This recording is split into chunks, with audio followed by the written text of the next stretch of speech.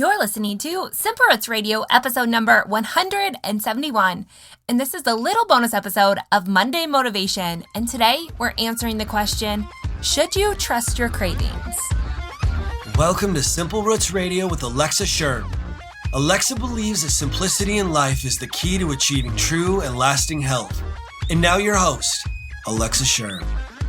Welcome back to this podcast. As always, my name's Alexa, and this is the place to get healthy, live happy, and find more joy. Today is a bonus episode.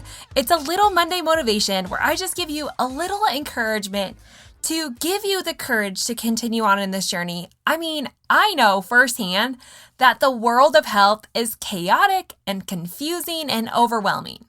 But what I believe to be true is that it's not as difficult as we make it. In fact, it's quite simple. And sometimes that takes shutting down all the information that we learn constantly and just going back to what is it that's good for me? To go back to know yourself and create the self-awareness of what works for you and do more of that. Now, I know I'm one of the other ones who's pumping out gobs of information on nutrition, but I really want to break down the myths and help take it back to our reality, to the simple form and how health was created. And that's why I'm doing these short Monday motivation episodes to help answer those questions. Now, I will tell you that this is the last specific Monday motivation podcast in this series because we're ending the mindset series, which has been so amazing and so fun. Now, we do have a few episodes to follow up with that. This week, we're going to be hearing from my friend Michaela Schaefer, and we're going to be answering the question about how to handle the messy middle. How do you get yourself through that? And then next week, I have Amy Van Slanbrook coming on, the beloved guest, who's going to talk more about forgiveness and healing this inner child. It's a super powerful episode. You're going to want to listen to both of those. But as we wrap up this mindset series, I do have some big topics that I want to get through in some solo shows. So Monday Motivation is going to flip more to some bonus episodes that are not 10 minutes or less, maybe a little bit longer. But we're going to talk about the difference between an emotion and a feeling, which is huge, and really how to biohack this for your health. And then we're also going to talk about how your hormones are influencing your emotions and what you can do about it. So you're going to want to stay tuned as we wrap up this mindset series, digging into some deep yet very practical topics in a very simplified manner so that you can actually put this to use in your life. So I hope you're loving this series as much as I have. If you want to learn more about the series, maybe this is your first time, welcome. We're so glad to have you. Make sure you check out the show notes where I have all the information about today's show, as well as some additional help that I always post over in the show notes and resources from today's show. But you can also find all the other podcasts over there. And to do that, you can go to simplerootswellness.com/171 to get all the information. Also, don't forget to pick up that Joy Experiment Guide over there. People are emailing me like crazy that has been so impactful. Yes, it's made them stop to think, and you actually have to put the work into it. But if you do, I promise it will change the game for you. So make sure you pick up that free guide while you're over there. In the meantime, today I want to answer the question, should you trust your cravings? Now, if you Google search this, you're going to find answers on both sides of the spectrum. Welcome to health. Isn't that the case for everything? Like there's always someone for it and someone against it. So I just want to break down what are cravings and where do they come from? I mean, I think we all know what a craving is, and oftentimes we think of cravings in the world of food. Oh, I'm craving something sweet or I'm craving something salty, and I can't not crave things that I know are not good for me, right? Like we hear of this all the time. But other times we hear of cravings coming out in, oh, I'm just craving to go shopping, or I'm craving to do X, Y, and Z. Whatever it is, cravings don't always have to be food cravings, but a lot of times they do revolve around pleasurable experiences. Now, there are three reasons that we get, or three main reasons that we crave something. We're going to specifically talk about food here, but again, this goes across the board. So the first reason that we probably have a craving is simply because of an external cue. Now, there's a lot of reason to believe that reason number two we crave is just that there's some kind of need in the body. And I do believe that cravings come from need. Sometimes we're craving food simply because our body's lacking in energy. Maybe we didn't sleep well that night and our body is literally crying out for energy. So it's going to make you crave especially salty or high fat things to give you the energy to get through. But for the majority of cravings, I think we have to go back and just face reality that there was some kind of external clue or cue that made you crave. So what I mean by that is it could have been something like a memory, right? Oh, when I go into my grandma's house or I smell something that reminds me of grandma, then I crave her chocolate chip cookies. Or for me, when I watch Downton Abbey, I think about Downton Abbey, I crave tea because that's what we do when we watch Downton Abbey is we drink tea, clearly, right? But now every time that I think about Downton or I see a preview for the new movie trailer coming out, all I want is tea. And likewise, on the flip side, when I drink that tea without watching Downton Abbey, all I want to do is watch Downton Abbey, right? And I know that's a silly reason or example, I guess I should say. But the truth of the matter is many cravings just come from cues in our environment. It could be that you had a stressful meeting at work and that has led you over time to be trained to want to have an afternoon snack or to grab candy on your coworker's desk. A lot of times we're training our bodies to crave things and it's just based on triggers that we see. So over time, as we've trained our body to do these things, maybe it's every time you go shopping, you want to pick up a Starbucks. These are trained behaviors and one cue can stimulate an entire craving that maybe you wouldn't otherwise had if you hadn't had that cue. Now, it's not to say that that's wrong. Like, I don't think my fascination and obsession with drinking tea is wrong when I'm watching Downton Abbey, but it is something to be aware of because in some cases, the cues are creating negative cravings that maybe we're trying to overcome, like the stressful meeting leading to stressful eating behaviors. So it is something to take note of that our cues or an environment is triggering cravings inside of our body, and we have to be aware of that or retrain our body to do that. So again, number one is some kind of cue in your environment. It's memory-based or pattern-based. Number two, like I mentioned before, is that there is actually some kind of physiological need inside of our body. Rarely, I would say this has to do with a nutrient need, although maybe occasionally we could say that. But often what people crave and they try to blame on a nutrient deficiency, the foods that they're eating really don't contain the nutrients that they want. Like think chocolate when you're PMSing, right? There's really not a lot of the nutrient base there for your body to actually crave something like that at that time. However, we do see cravings for things like chocolate or salty food increase with different hormonal responses, and it's simply because of different needs like exhaustion or energy rather than a specific nutrient. But there is true that I do fully believe that some cravings can come from a true physiological need. So we do need to be aware of that.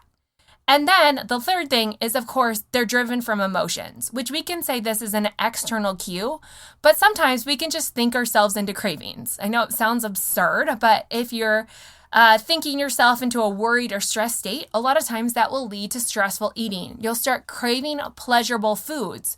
Because what our body doesn't love is to be in a negative state for too long. And so it starts to look for that quote unquote drug to pull you out of that, right? To mask those feelings of pain and pull you back into a pleasurable state. So this is where we start to see that reward mechanism come into play as our body's starting to crave a hit off something higher because staying in the worried, anxious state is actually a really unsafe place for our body. And our body does want to move from that place, even if it's in a dangerous way. So those are the top 3 ways. Of course, there are a few more reasons why we could crave things. Everyone looks a little different, but those tend to be the top 3. Now, in knowing those ways that we crave, I think knowing why you're craving something matters. I think going back and creating the self-awareness around the craving is going to help you either overcome that or create a new pattern based on that cue. Like I said, for most of us, these are just memory-based or pattern-based cues that are leading us to crave. So knowing in those situations that you're going to want to crave something and being aware of why you're wanting to crave it can help you make better decisions based on that craving to change the pattern. I'm not saying you have to get rid of the pattern, because we all want comfort or pleasurable things when it comes to memories, right? A lot of our memories are based on food because there's an aromatic feel, there's a texture, a taste, it's pleasurable, right? Like a lot of times our memories are based in the food that we eat. Food is not the culprit here. Like it's not the evil villain in the story. We just have to know how to use it to our benefit. So in all of this, should you trust your cravings? I absolutely think that we should trust our cravings and the fact that we should be aware of them. We should know that a craving is automatically stimulated from something for some reason. Cravings don't just happen. They happen for some reason. And then in that awareness, we can decide what to do with that craving. We can decide to indulge in it, which there is a time and a place to do that. I really do believe in pleasurable things. But there is also a time and a place to maybe understand and be aware of your craving, to, kind of come alongside of it and say, hey, I see this craving, but I think that there's something healthier and even equally as pleasurable out there that I could be doing. So maybe instead of, like for me, I really had to get over the Starbucks thing every time I ran errands, because I was finding that I was doing Starbucks more and more and more, and it wasn't really as pleasurable as I thought it was. I told that story on a different day. But instead, what I found was that I wasn't necessarily craving the Starbucks, but the warmth and the comfort and the memory that it was providing in that moment. And so instead of having that, I've changed that craving and I've just created a new pattern for it. So instead of getting my sugary beverage, right, like in the summertime, an iced tea works just as well. Or in the wintertime, maybe it's just slowing down, cranking up the heat and turning on some music and singing to that. I know it sounds absurd in some ways, but it's pattern based. And so we know that we can, if it's a pattern that we've created, that's why we're craving, we can change that pattern. It's a choice, and the repetitive behavior is what's going to do that. So in all of this, I know these are supposed to be 10 minutes or less. My big point is we don't need to fear the cravings. We just need to understand the cravings. And then from there, make a wise decision on whether to eat the craving or to create a new pattern behind the craving. Those are our two options. It's not necessarily to avoid it, although there is great research that if you eat the craving less, like whatever you're craving, if you just stop eating it, you'll find that you'll crave it less and less. I mean, yeah, there's merit in that, right? Like if you just stop eating it, you'll probably eventually stop craving it. But at the same time, it often leads to a new craving that maybe is equally as bad or worse, right? So I'm not about just not craving things. I think this is a natural part of the human body, but it's like the rebellion aspect as well. The more we try to downplay our cravings or try to just ignore them, I think the stronger and more intense that they become. And so I think that there is a level of we have to understand and fulfill that craving, like I said, in a positive way, hopefully. And in time, the more that we do that, the more we are aware of ourselves and including some pleasurable aspects to our life and also fulfilling the needs of our body, the less likely we are to actually crave things in any given day. And in fact, you might start to notice that your cravings switch in a healthy way because you're creating healthy mindset patterns and behavioral patterns around that. So, all this to say is you're in control of your cravings. Don't necessarily just ignore them, but do something positive about them. And I think that changes the game. I love these last few quotes. Lisa Turkhurst in her book, Made to Crave, which is not a new book, but it's definitely one worth listening to. Our bodies were designed to crave. But what she says, the two quotes that I love, is that 1, when a craving doesn't come from hunger, eating will never satisfy it.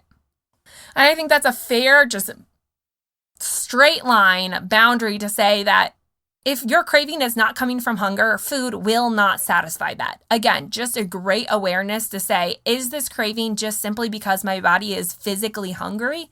Or if it's not, then to know that that food will not satisfy that, and there is something else out there that can. And the other quote that I like is, I'm supposed to consume food, but food isn't supposed to consume me. Again, going back to cravings, because I see this so often, is that people crave unhealthy foods. And I think that we let that take our power. We let food consume us rather than being in charge of the food that we consume. Again, it's a choice, it's a switch in mindset. And I hope that this podcast leaves you empowered to know that you are in control of your cravings and you can take them back just simply by slowing down and recognizing them. Not being scared of them or fearing them or trying to run away from them, but simply recognizing it and choosing to have control over your cravings rather than letting your cravings control you. Sounds complex. You're like, hey, this is easier said than done.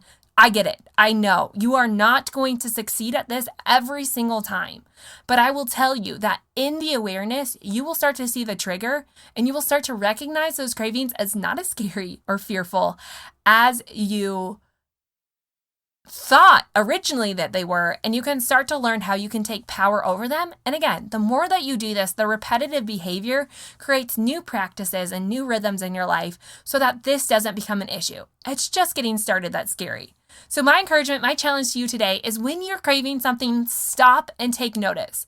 Maybe grab a pen and paper because there's something to physically writing this stuff down that makes a difference. Why are you craving this? And what was the cue that was behind it? And then say, am I going to give into this craving, or what could I replace this craving with that would be equally as pleasurable? So do that work, take some time, and just be aware this week. The more aware you are, the more naturally you'll become aware in your subconscious that you won't even have to think about this process every single time a craving arises. Anyways, that's it for today. I know I'm a little long, but I hope that gives you encouragement to know that you are supposed to consume food. Food isn't supposed to consume you. Take back control of your cravings, live healthy and happy. Thank you so much for tuning in. Don't forget, you can learn more about the show and all the other podcasts in this episode or in this mindset series over at simpleritswellness.com/171. I will see you back here on Wednesday with that special episode on what to do when you're in the messy middle with Michaela Kate. See you then.